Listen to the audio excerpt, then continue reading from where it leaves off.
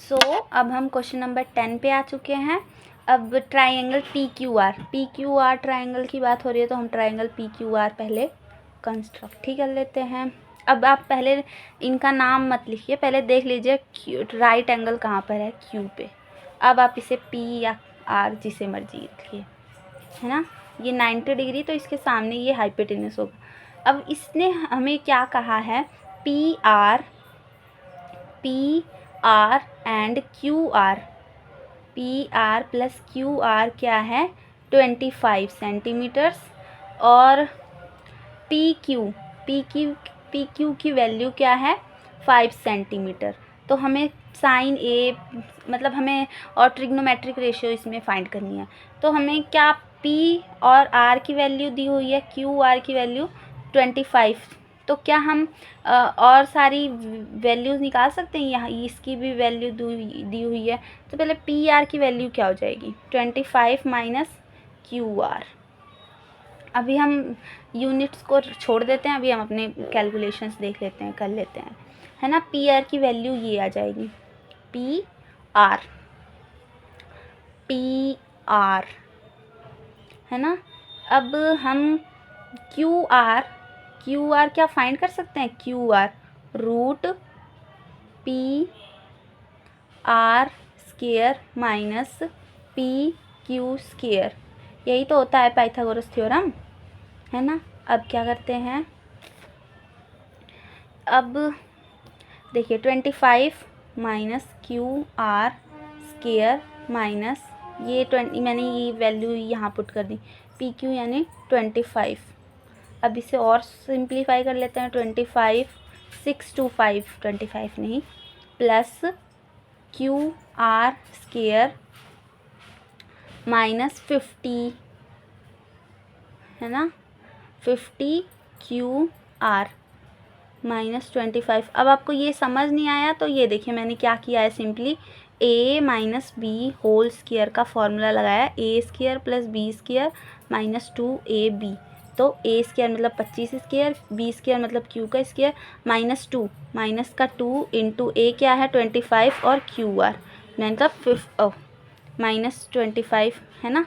A minus B square का simply formula लगाया QR square. यहाँ पे देखिए अब ये थोड़ी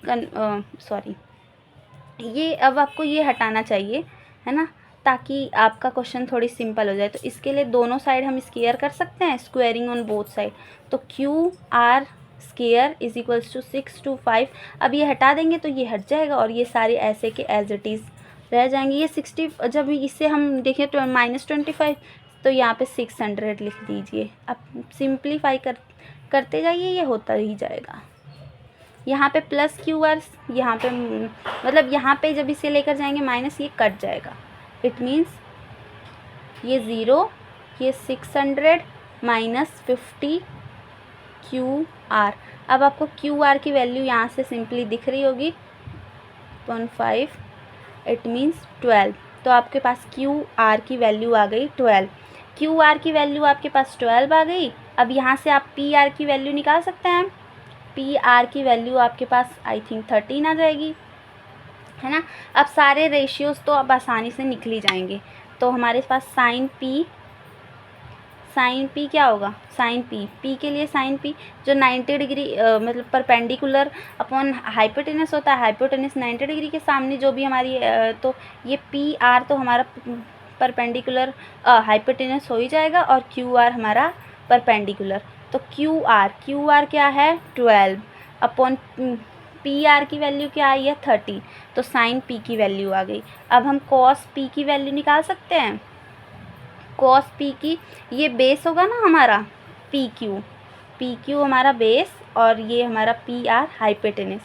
तो क्या हो जाएगी, ये आपको PQ की वैल्यू दिख रही है, हाँ 5 अपॉन PR की वैल्यू क्या हो जाएगी, PR की वैल्यू देखिए 30। अब tan P की वैल्यू निकालते हैं। tan P क्या होता है, मतलब tan क्या होता है perpendicular upon base, perpendicular P के लिए परपेंडिकुलर QR, जो सामने वाली जिस एंगल की बात करें उसके सामने जो साइड होती है वही P परपेंडिकुलर, और जो साइड बच गई क्योंकि ये हाइपोटेनस है तो ये QP। अब QR की वैल्यू क्या हमने फाइंड की है 12, और क्यू पी की वैल्यू क्या है, क्यू पी की वैल्यू आपको, इट मीन्स पी क्यू की वैल्यू आपको दी हुई थी। सो आपने तीनों ट्रिग्नोमेट्रिक रेशियोज फाइंड कर लिए, बस ये क्वेश्चन था। अब हम इस एक्सरसाइज के लास्ट क्वेश्चन पर पहुंच गए हैं, जो कि ट्रू फॉल्स है। सबसे पहले हमें क्या दिया हुआ है, the value of tan a is always less than 1। जो हमारी tan की वैल्यू होती है वो हमेशा 1 से छोटी होती है। क्या ये ट्रू है? आइए देखते हैं। tan की वैल्यू क्या होती है, perpendicular upon base, perpendicular upon base ये 90 डिग्री। और इसके सामने वाली जो भी, ये ए बी सी लिख लेते हैं, ये बस आपको समझाने के लिए है, वैसे ये फॉल्स स्टेटमेंट है, ये स्टेटमेंट हमारी फॉल्स है। तो क्या है ये tan की वैल्यू हमारी tan a की बात कर लेते हैं। tan a लेट से, तो tan a की वैल्यू क्या आती है, परपेंडिकुलर, इट मीन्स ये अपॉन ये, है ना। क्या ये 1 से हमेशा, अच्छा ये 1 से छोटी कब होगी, जब ये 1 से कब छोटी होगी, जब हमारा b p से बड़ा होगा, तब ये वैल्यू हमारी 1 से छोटी होगी। कैसे, ये 1/2 ले लीजिए आप, क्या ये 1 से छोटी है? हाँ, पर आप 2/1 ले लीजिए, ये तो 1 से बड़ी है, ये 1 से बड़ी है, पर ये हमारी 1 से छोटी है। तो जब ये हमारी 1 से छोटी कब होगी, तो ये इट मीन्स, और क्या ये 2 भी हो सकता है, ये 1 भी हो सकता है। तो ये स्टेटमेंट इसलिए ट्रू है कि जो हमारी tan की वैल्यू है वो 10 से, अगर आपको ये समझ ना आया हो फिर भी, हमारी जो tan की वैल्यू है वो 1 से छोटी भी हो सकती है और बड़ी भी हो सकती है। ऐसा कोई अगर मान लीजिए ये 2 है, ये 1 है, हमारी साइड अगर हम मान के चलें, तो tan a क्या होगा, tan a क्या होगा 1/2, और ये 2 है तो हमारा tan c क्या होगा 2/1। तो यहाँ पे देखिए, यहाँ पे tan की वैल्यू 1 से बड़ी और 1 से छोटी दोनों ही आ रही है, इसलिए ये स्टेटमेंट गलत है कि हमेशा छोटी ही होगी वैल्यू। नहीं, वो बड़ी भी हो सकती है tan की वैल्यू 1 से, और छोटी भी हो सकती है। ओके, अब सीकेंट a की वैल्यू किसी भी एंगल के लिए 12/5 है। ये स्टेटमेंट हमारी ट्रू है और ये स्टेटमेंट हमारी ट्रू ही रहेगी। ये स्टेटमेंट हमारी फॉल्स तो कभी होगी ही नहीं, क्योंकि आपके पास क्या होता है, हाइपोटेनस, किसी भी ट्राइंगल में हाइपोटेनस सबसे बड़ा होता है। तो कोस की वैल्यू क्या होती है, बेस अपॉन हाइपोटेनस। अब यहाँ पे देखिए, तो ये अब आपको पता चल रहा होगा कि जो कोस की वैल्यू होगी, और फिर सीकेंट की वैल्यू क्या हो जाएगी, हाइपोटेनस अपॉन बेस। तो हाइपोटेनस तो 12 है और 5, तो क्या किसी ट्राइंगल में हाइपोटेनस छोटा हो सकता है? कभी नहीं, बेस से तो हमेशा बड़ा ही होगा। तो ये स्टेटमेंट ऑलवेज ट्रू है। अब हमारी third, cos A is एब्रेविएशन of you, नहीं, कोस ए को सीकेंट की जगह यूज़ नहीं कर सकते, क्योंकि आपको मैं यहाँ पे साइन ये होता है, जिसके लिए हम एब्रेविएट करके ये लिख देते हैं। कोस हमारा कोसाइन होता है, जिसे एब्रेविएट करके ये लिख देते हैं।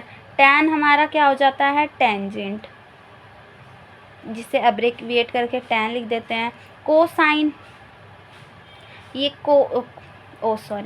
ये कोसेक होता है हमारा कोसीकेंट।